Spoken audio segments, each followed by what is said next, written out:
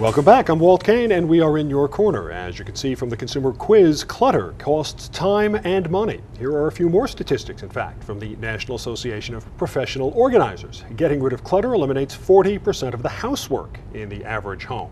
And 23% of adults, that's almost 1 in 4, say they pay bills late and incur fees because they simply misplace the bills.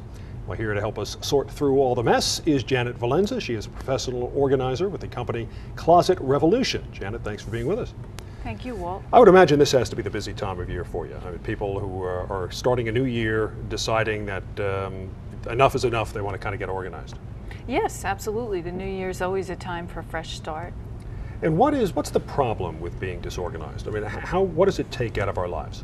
Well, the real problem is space. Being organized frees up more space. I am an artist. I come at it from the point of view of an artist, and I realize that getting rid of clutter leads to a beautiful space.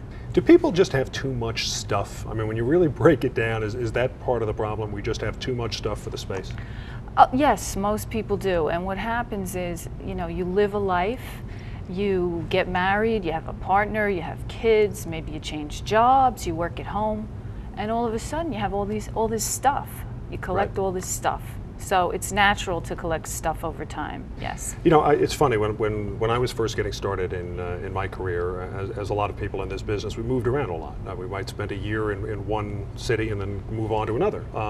So we were constantly packing and moving. And one of the things that I learned from it was, if you've just moved into a new town, or a new city a year and a half ago, and you still have stuff in boxes from the move that you've never bothered to unpack, whatever's in those boxes you probably don't ever really need. But once you start staying in one place, it's amazing the way the stuff accumulates.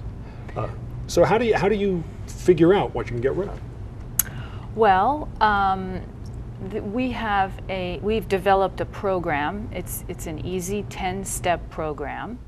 And we kind of teach you, and we'll talk about that today, right. We kind of teach you what those steps are so that no matter what change in your life occurs, you're okay. You can organize yourself. And no matter what space you live in, be it large or small, you can make a beautiful space. Because the principles, I would imagine, are the same, large or small. Well, before we go through those 10 steps, let's take a look at a before photo. This is a photo of a room that I guess is just in need of work. And if we could put that up. Well, we have before and after. Okay, there's the before and the after. And boy, it's hard to believe that's the same space. Yes, it is. I mean, it makes the program that we do to organize the things makes a big difference, and as I said, I see clarity in clutter, so when I come in and I look at it, I'm automatically thinking, how is this going to turn into a beautiful space? All right, well, let's say you're just looking now at the before photo. It is just obviously a big mess, so where do you begin? What's the first thing you need to do to sort of figure out where to go? Well, the first thing that you do is you analyze the activities in your life. And it's not about the rooms and the closets and the space as a first step. It's about, what do you do in your life? Do you work at home? Do you cook? Do you play with your kids? How do you dress?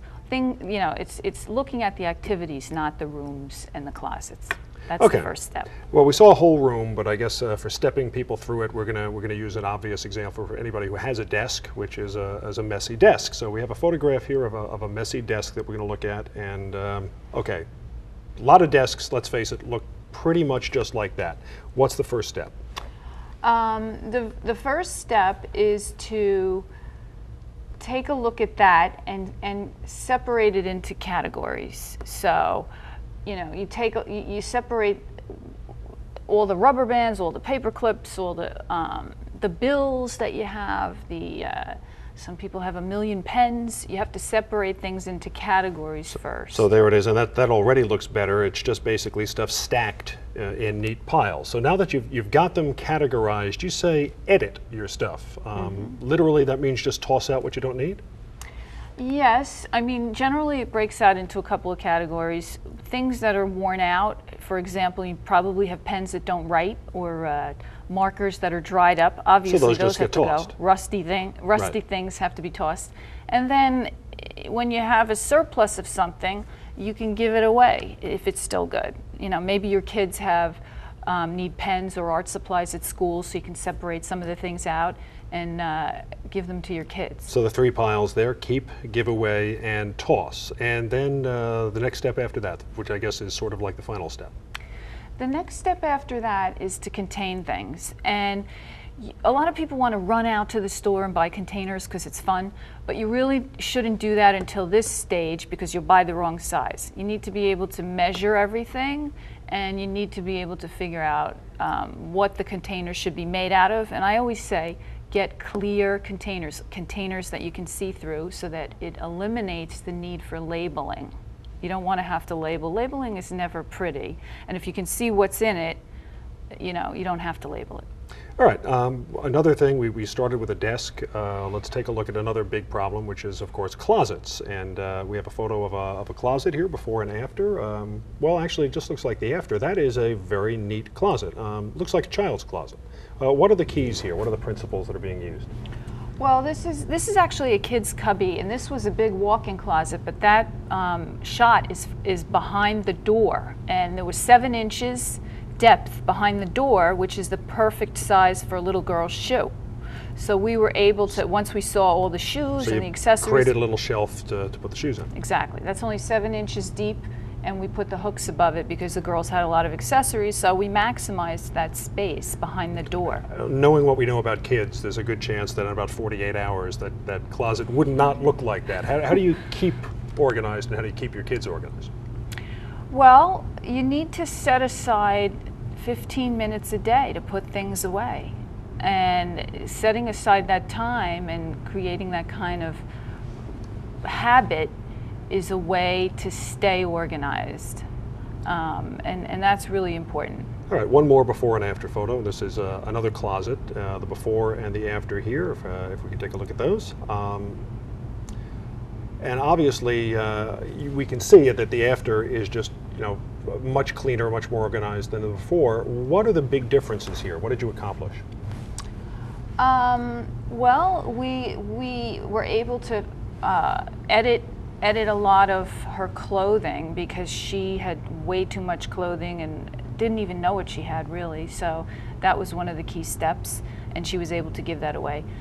This particular client also had a new career and had to give away a lot of material she had from prior jobs to kind of organize her home.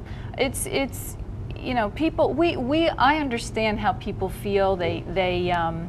It's overwhelming. It's you don't know where to start. But it looks like if you take it a step at a time, you can kind of get there. Exactly. All right, well, Janet Valenza, thanks so much for being with us. We appreciate it. And if you'd like more information on those organization tips, just go to news12.com and go to the Kane in Your Corner page. You'll find that under features. Up next, scam artists making it their business to know your weaknesses. Stick around to find out how they may be trying to steal your money and your peace of mind, and what you can do about it.